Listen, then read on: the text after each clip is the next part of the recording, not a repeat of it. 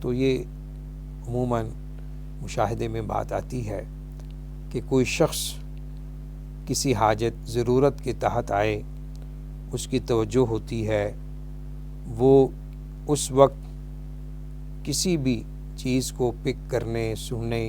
غور فکر کرنے کی صلاحیت رکھتا ہے، تو حضرت یوسف علیہ السلام نے اس موقع کو غنیمت سمجھتے ہوئے دعوت توحید کے لیے استعمال کیا۔ اسی طرح تفسیر المنار میں علامہ سید محمد رشید رضا فرماتے ہیں، افترس یوسف ثقۃ ہذین السائلین بعلمہ وفضلہ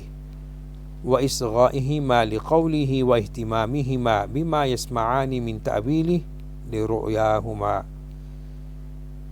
فبدأ حدیثہ بما هو اہم عنده وهو دعوتہما وسائر من فی السجن الی توحید اللہ عز وجل۔ یعنی یوسف علیہ السلام نے ان دونوں سوال کرنے والوں کے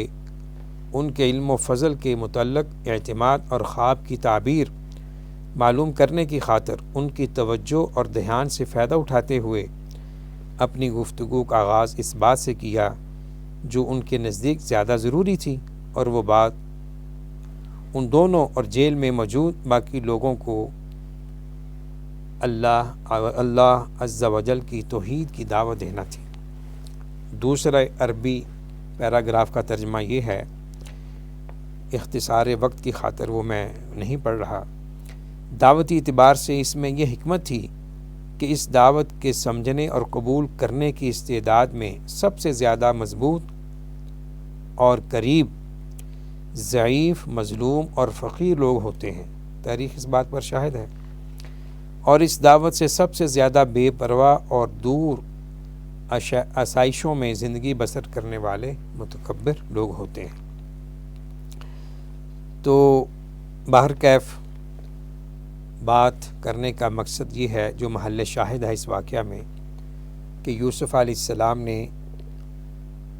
قید خانے میں دعوت توحید پیش کی، باوجود اس کے